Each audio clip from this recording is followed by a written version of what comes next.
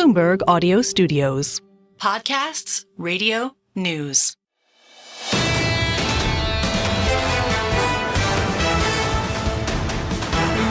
With your Federal Reserve decision, the overwhelming consensus saying a 25 basis point cut. Here's Mike McKee. It is a 25 basis point cut, and the number of cuts forecast for next year has been cut in half to just 2. Another 2 are seen in 2026 and 1 in 2027. And as the long-run Fed funds rate expectation rises to 3%. If that's basically seen as Fed officials' view of the neutral rate, they won't get there under this dot plot until 2028. We have one dissent. New Cleveland Fed President Beth Hammack casts her first, preferring to leave rates unchanged. Interestingly, 3 other members of the committee, presumably non-voters, agreed with her. 10 members see two cuts next year. 5 see 3 or more. 3 forecast 1. And there's 1 member who thinks optimal policy would be to leave rates unchanged all of 2026 and 25. There is only one change to the statement. They now promise to carefully assess incoming data, quote, in considering the extent and timing of additional adjustments to the target range for the federal funds rate. There's no change to the committee's view of inflation, which has, quote, made progress toward the committee's 2% objective, but remains somewhat elevated. The new economic forecasts, however, show both PCE headline and core inflation forecasts revised up significantly. Headline will be 2.5% at the end of next year, up from 2.1 forecast in September. The core also 2.5%, up from 2.2%. They do see unemployment at 4.3% at the end of next year, which is down 1/10 from September. The economy will end this year with GDP up 2.5%. That's a 0.5 percentage point jump from their September outlook, and it is going to grow 2.1% in 2026, a significant slowdown.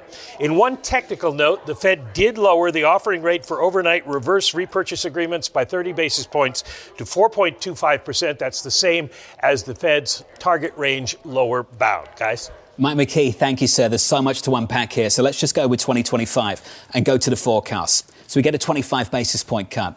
And then they do this for 2025. GDP revised higher. Unemployment revised just a little bit lower. Then go to PCE. Once again, revised just that little bit higher. So what do you get for the dot plot? The median dot was actually pointing towards 4 cuts for 2025. They've cut that in half to 2. Which basically marks the whole thing to market. This is where the market was, looking for 2 cuts in 2025, and this is what the Fed is projecting, if you consider this a projection in the median dot. Turning to the price action off the back of this, we unlock another dose of dollar strength. Euro dollar breaking down to 104.44 off the back of that move in the bond market, with the yields higher at the front end of the curve on a 2-year up by 3 basis points to 4.28, on a 10-year up by a single basis point to 4.41. In the equity market off the back of that, we come off session highs. On the S&P 500, we are just about unchanged. So if you are just joining us, welcome to the program. It's a 25 basis point reduction from the Federal Reserve with a sprinkle of dissent and some big changes, Lisa, to the forecasts for 25 and beyond. And what you can see is basically the market readjusting, but not necessarily a freaking out. I think it's fascinating, the idea that Beth Hammack, the new Cleveland Fed president, is the lone dissenter. 3 non-voting members, as Michael McKee said, seem to have agreed with her. To me, this is the definition of a hawkish cut. We now have 100 basis points of rate cuts since that September meeting. Now they seem to be only baking in 2 rate cuts, as you said, and it raises a question of what the parameters are, what the messaging will be from Fed Chair Jay Powell. Compare the September forecast to the forecast we just got.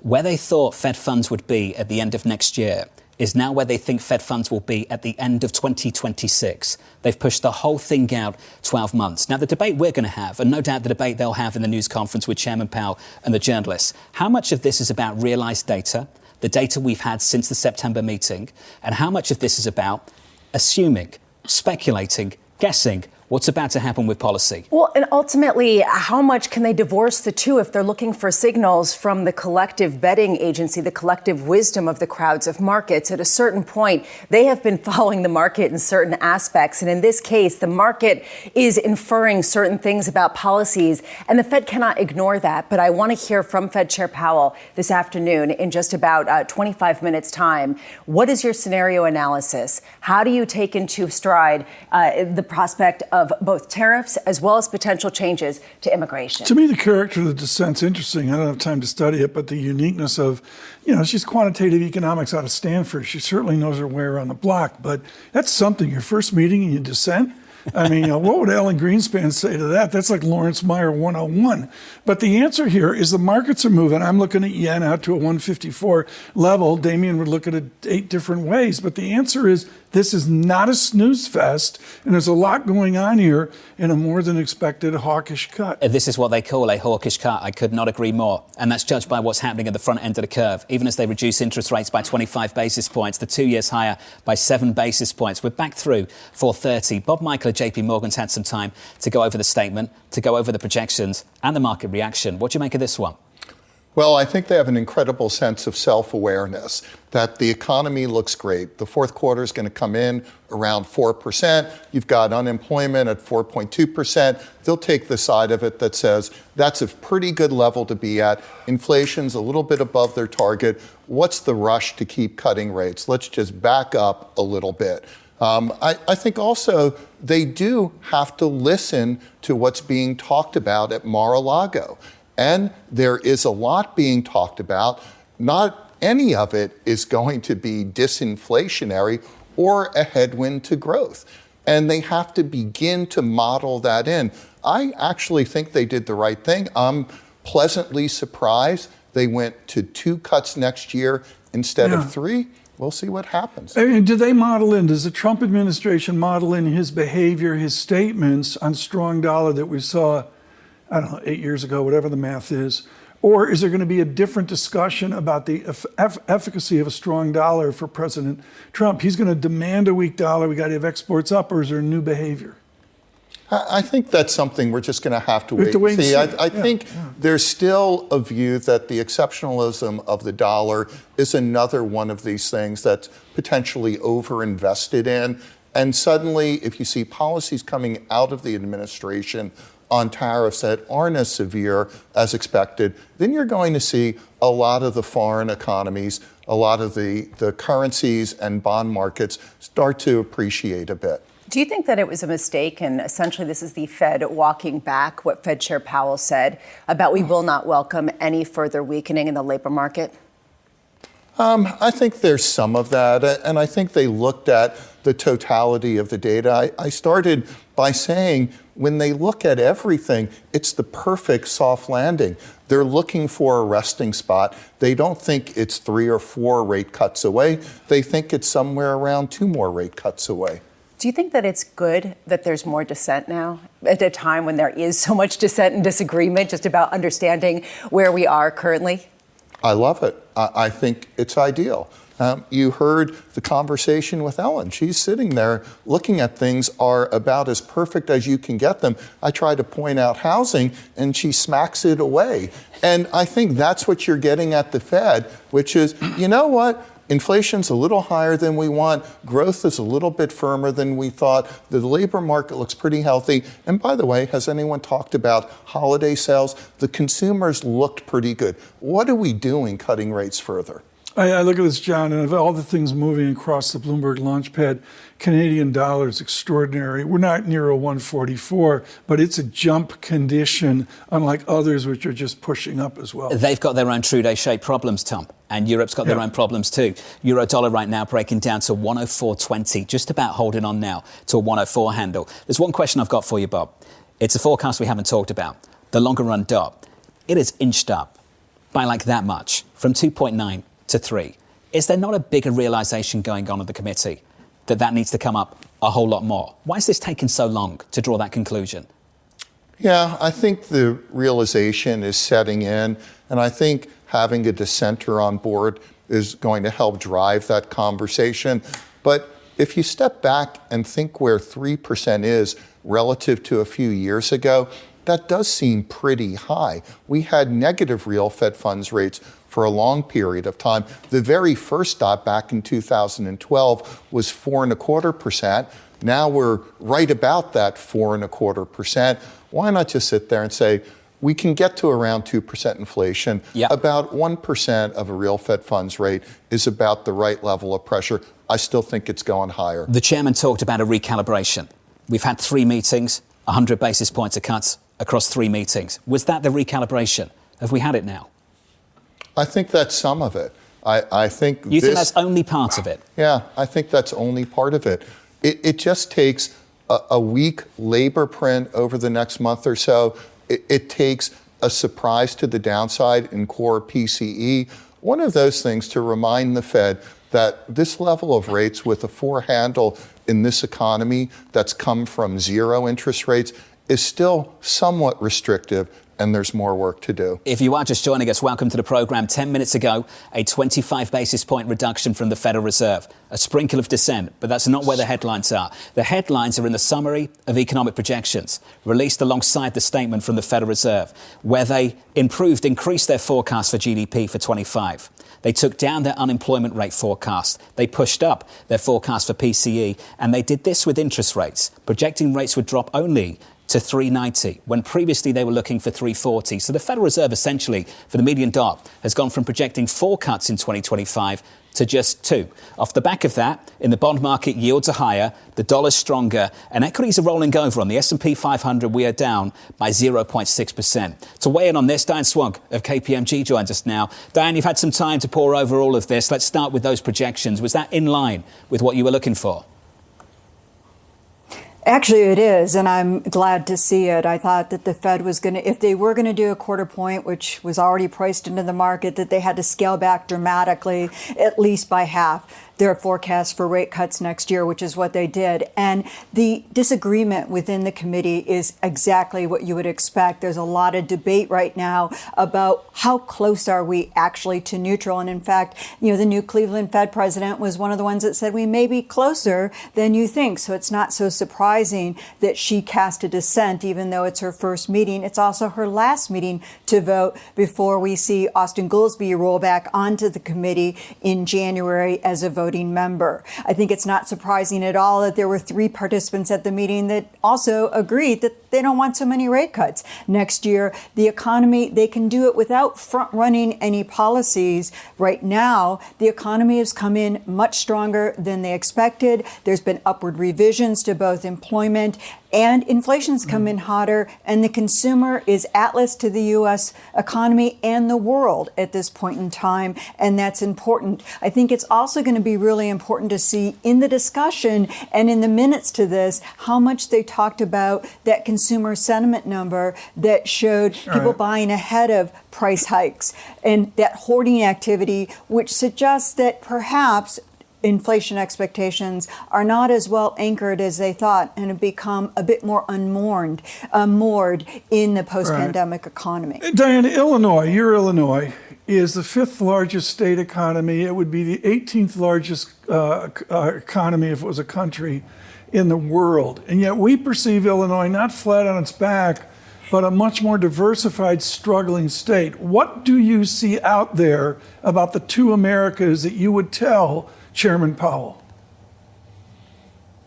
Well, I don't need to tell Chairman Powell anything because he spends a lot of time looking at both Americas. I think people don't realize how much time he spends talking to people who are trying to upskill themselves and get out of being paid by the government and get training, especially single women with children. I know how much he spends time. He doesn't want to spend time just talking to executives when he goes out to all of his regional visits at the Fed. He actually asks to see the underbelly, to see where people are struggling, what's really going on. I think what's important, I think about this in my own situation. My son, when I asked him what he wanted for Christmas, he asked me to donate to the homeless. And the working homeless are a real problem. And I think that is one of the issues that we're struggling with. And interest rates alone coming down are not going to change the supply of housing. That once was a single lever. We know that affordability has been bid up by a whole host of factors, including scarcity of labor and these recent disasters that we've seen, which are pushing up the costs of actually construction. Because of this fragility, and Bob, I'm curious your thoughts. Some people are saying that essentially this is a hawkish tone, but this still is a Fed with a pretty low bar to cut again. That is the comment from Neil Dutta as he looks underneath the hood of some of the employment markets that Diane was talking about. Do you agree? I think the bar was low.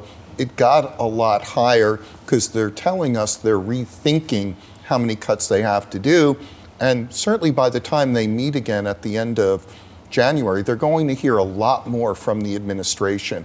And it's going to be the administration, not the incoming administration. And they're clearly going to have to model that and weigh that. So I don't think there's a pretty low bar here. I think it's gotten higher. I'm really pleased you brought up Neil Dutter's note. If you go to the bottom of this note, Neil from Renmac, of course, there's an interesting line here on the incoming administration. There is plenty of speculation of what the Trump administration will do, but they have to actually walk through the door. The Fed ought to focus on the here and now. The risk is now that the economy slows and the Fed is passively tightening by doing nothing. And here's the kicker, I think the punchline. Curious that the Fed was about to cut 100 basis points and then all of a sudden stops as Trump walks through the door. Diane, how much of these moves, the change to the forecast that we're seeing, are about the incoming data since September, and how much of it is about expected changes to policy that will shape that data in the years to come? Well, we do know that with the continuing resolution that they're talking about a fairly large increase in bailout funds for the affected states from the two hurricanes. That will boost growth at the beginning of the year, and it is inflationary at the same time. So that is sort of already baked into the cake. Are they doing scenarios? Of course they are. But they can couch, certainly, I think you're going to see Powell couch very much and be very cautious to say they're not front-running any policy. They did cut at this meeting. If they were front-running policy, they wouldn't have cut at this meeting. And I think that's what Powell wanted to say, even with a dissent, with this hawkish tone. This is sort of the perfect way for him to say, we're doing our job, we're looking at the data, it's coming in stronger, the economy's solid, and it justifies higher rates. Now, you always worry about what's going to break going forward. The administration coming in, they will have more information on it. But even tariffs take quite a while to kick in. They don't kick in overnight. And I think people forget about that, and we don't know what not only will the tariffs completely look like, we have ideas and we can model out scenarios, but retaliation will be designed to disrupt supply chains. That's very important because when you're thinking about it that way, that is inflationary. And we're in a much more fragile supply chain environment, which we've already seen. Vehicle prices have already gone up again just in response to the damages and the buying ahead of additional price hikes due to two monster hurricanes. So we're in a situation where we have much more fragile supply chains with the embers of inflation still smoldering. That's just not a situation you want to add fuel to the fire on. You want to keep the lid on inflation. And I think the Fed is still hoping to hit that soft landing. But a soft landing, really, they will not declare victory. And this will not be Chairman Powell that we saw a year ago, who was pretty jubilant a year ago when we were sitting in this exact spot. I think you're going to see a Chairman Powell that is cautious, optimistic about the economy, talking about the strength of the economy. That's why they're doing what they're doing. That's why the outlook looks like it is, not front-running policy. Michael, I got a 10-year yield moving, the real yield. The real yield was a 205, 202. All of a sudden, I'm popping 4 basis points, rounded up out to 2.13%. What does that signal to your bond market? What does that signal to business just to see the real yield buttressed up right against recent highs back 6 months? It tells me that investors might have been tilted the wrong way coming into the FOMC decision, and they're unwinding some of that. We'll see where it closes. I'm pretty optimistic things will settle down.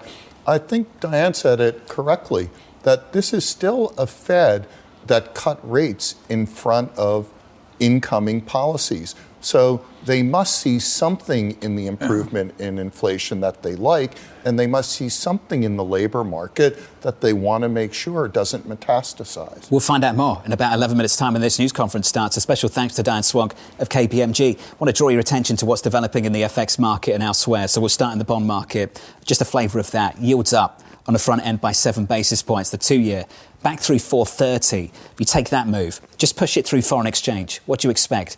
Big moves in G10. The dollar stronger against absolutely everything against the majors in G10. Beyond that in EM, Tom, 2% move against Brazil. 2 against a -6. Well, but that's another 2%. Each of them, but each of them are idiosyncratic. On top of the 20 so far this year. Yes, you got Turkish lira popping through 35 today, finally. But they're each a different story. But as Damien Sassauer says, who's expert on this, it is a flat-out 6% depreciation in EM currencies. And John, I'm looking at the drawdown in the Standard & Poor's 500. I'm not using the Dow here. And the SPX we have a drawdown now of a negative 1.5%. There's carnage out there. Session low, we're down about 0.7% on the session on the S&P. Matt Lazzetti of Deutsche Bank joined us now. And we teased this one up, Matt, a little bit earlier in the program. We said Matt Lazzetti is looking for one more cut, said it was a close call for December, and then ultimately, you think they're done for 2025. Matt, are they getting closer to your world? Well, yeah, I mean, you have to say that the dots move closer to that world today. I think really importantly within the SCP, obviously a lot of focus on the dot plot. But what drove that was this big upward assessment in inflation. They moved up their core PCE inflation forecast to 2.5% next year. That's closer to our own view. They moved up their core PCE inflation forecast for 2.2% in 2026. Really takes till 2027 really to get back to their inflation target of 2%. And then there was a big reassessment of the risk assessment around both the labor market and inflation.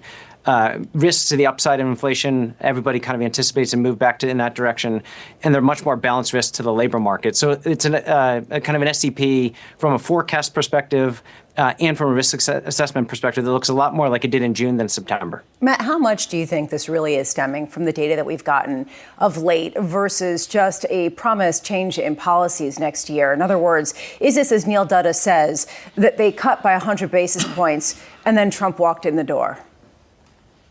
I think a lot of this is just the incoming data that we've seen. They marked up their growth forecast, as everybody else has, by about 50 basis points since the September meeting. They marked up their inflation forecast, just given the incoming data, by 20 basis points since the September meeting. Marked down their labor market forecast by 20 basis since the September meeting. I think the data since the September meeting confirmed a few things. One, growth is robust. Two, the downside risks to the labor market and consumer are less than they were 3 months ago. And three, there are risks that inflation is just stickier than many anticipated. Just to put into some context, core PCE ended last year at 3%. It's likely to end this year at 2.8 or 2.9%. That's very little progress over the course of this year, and they cut basis points despite that. Matt, Jason Furman just publishes up at Harvard teaching Act 10. His first sentence, Matt, is simple. I don't know why the Fed cut. Matt Lazzetti, why did the Fed cut? I think it's a great question, and as was kind of discussed, we thought that there was a lot of good reasons not to cut. I think when Chair Powell is asked this question, it's going to be a difficult one for him. But the way that I think he'll frame it is, they still believe that they were restrictive, and we still believe that they are as well, and that even with a 25 basis point cut, they maintain that level of restriction, and that they're still kind of being able to balance the risks assessment from a labor market inflation perspective at this point in time. So I think that'll be the argument at this point. That said, I think the signal from them is that they're not just on this regular cadence of rate cuts. They're not just kind of on a path, a smooth path down to a neutral rate that is kind of uncertain. That it does look like they are going to be pausing for a bit longer here, given their baseline forecast for the data. And that's in line with our own expectations, that the data flow, we think, over the coming months and then coming quarters will just not be consistent with dialing back more restraint. Tom, I thought that was a great question, and I'd like Bob's answer, because honestly, I think that really is a key question, and it's going to be very difficult for this Fed chair to really answer. If you actually are upgrading your expectation for core PCE, why did you cut it all this meeting? Yeah, and so Matt may eventually be right that this was the last one. As he was talking, I was thinking, boy, this is really reminiscent of 1995 when they had hike rates from 3 to 6%. Everyone thought they'd have to cut rates to 4. They did 75 basis points. That was it, 5.25, and then they came back shortly thereafter, starting to hike rates. You do look around and you do see that actually the economy's doing pretty well. Now, there are things below the surface in the labor market they have to be concerned about. There is a 0.9% increase in the unemployment rate. You've never had that without a recession. We look at job gains and look at the 6-month moving average, 108,000. Haven't seen that since 2010. So why not continue to take a little pressure off of businesses and households? Given everything we've learned in the last 24 minutes, does it make you more or less comfortable embracing risk this afternoon? It makes me more comfortable. I think the Fed sees what we see, which is, hey, this is a pretty good economy. We'll see what policies look like. Let's find a place to rest for a bit. We're not going to break anything. And it could be with a couple more rate cuts, and that's it. Matt could be right. It could be here. We'll find that out by March. Matt Lazzetti, what's the elasticity here? The Atlanta GDP statistic is 3.1%. Can this suddenly save Jerome Powell? Can we get a suddenly slower economy, or do you really have to glide out to, say, middle of next year? Look, the slower economy is something that we and consensus have been expecting for the past several years. It just has not come at all. You see the past several quarters, 2.8% growth in Q3. As you mentioned, Q4 tracking at above 3% at this point in time. Our own growth forecast is for 2.5% growth next year, but that's a deceleration relative to where we are. Financial conditions are easy, credit conditions have eased, sentiment has improved. So I do think that this economy has substantial momentum behind it, and I think can give you strong growth outcomes. One thing I'm a little bit surprised about is actually their potential growth estimate remained at 1.8%. They've been talking so much about productivity growth, the supply side of the economy. I thought that would begin to manifest in a higher potential growth rate in their forecasts. Didn't happen today, but maybe that's in the coming quarters. Matt, what would you want to ask Jay Powell at a time when everyone's going to try to get him to comment on Trump policies and everyone's going to try to understand just how high the bar is to cut again? Yeah, so I think, I was going to ask about kind of the level of restriction if they had 3 cuts baked in. But I think it's more about understanding how they're thinking about a few things in the labor market. Bob mentioned, some weakness in the labor market. I'd be interested in whether or not the rise in the unemployment today, they would view similarly to the rise through the summer. I think there's many reasons for them not to. Payroll gains are stronger. The quits rate has moved higher. The hiring rate has stabilized a little bit. Job openings have picked up. But are they as concerned about this rise in the unemployment rate as they were during the summer? Second question, I think, is on shelter inflation. We did have this big downdraft in the latest print that went against Chair Powell, saying that it was going to be a very slow progress on this front. How are they just thinking about over the next several months? I think is an important question for them as well. Matt, there's one big problem I've got with this decision. And it's the words the chairman used in the last news conference. We don't guess, we don't assume, we don't speculate. That inflation forecast, Matt, are we sitting here and really saying that much has changed in 2 months that warrants the upgrade to that inflation forecast of the FOMC without guessing, speculating or assuming on what policy is going to do? So our own inflation forecast is 2.6%. That builds in about 20 basis points from tariffs. So, they'd be a little bit more hawkish on the inflation front than we would be. Just going back to 2019, I don't think they're really building in tariff effects explicitly into the forecast as of yet. I do think that is factoring into the risk assessments that we see in the back of the SEP, where everybody kind of shifted back towards upside risks to the inflation front. But that should also make you worried to a certain extent. If their baseline is 2.5% without tariffs, it'd be even higher than that with tariffs, which are likely coming. And therefore, they'd probably be taking out even a little bit more of those rate cuts that they were anticipating, which was already leaning in a hawkish direction. No doubt you'll hear lots of questions about that about 3 minutes' time when this news conference starts. Matt, we'll let you run. Matt Lazzetti of Deutsche Bank. Neil Dutta of Renmac writes in, talked about him a few times already this afternoon. The Fed is prejudging policy. That's one view. That's Neil's view. Yeah, and he's talking about the fact that there has been such a huge shift without some sort of massive change in the tone of the data. That I think people will disagree with. We have some people who say the data has come in a lot hotter. Nonetheless, they have a lot of things to explain in this press conference. Bob Michael, are they speculating? Are they assuming? Are they guessing at the FOMC? Do you know what? Their inflation forecast just struck me as frustration. Frustration with what? With the stickiness of inflation. It should be 1.9 to 2% by now. Look at how the labor market has loosened up. Look at how growth has slowed down. And here we are, still around 2.25 to 2.6%. I don't read anything into it more than that. So basically, do you think that at this point, this is a Federal Reserve that basically really is just throwing darts at a dartboard? I think they have to be because they don't. Well, that's essentially what he's saying, but carry on. They don't know what. By the way, back in 2009, they would have forecast 2.25 to 2.5 because remember they had the flexible average inflation targeting. They wanted higher inflation for a period of time. And that's what existed in 95 during the last soft landing. Now, they don't guess, speculate, but they model. And they've modeled sort of something. The same thing. Yeah, well, I brought this up to you on term. Hollenhorst. Let me bring it up with you. It's real simple. Are they going to stay on an ex post method that they've used for 400 years? Or are they actually getting out front and predicting? I don't buy it. They got to be ex post. They got to wait for GDP to crack, for unemployment to get to 5%. Right now, they have the cover of both, don't they? Yeah, exactly. I mean, they're just an ex post machine. That's all there is to it. Bob Michael, this was fun. It's good to see you, sir. Almost there, almost to the holidays. After this is like kind of it for many of you I know going into year end, for us included.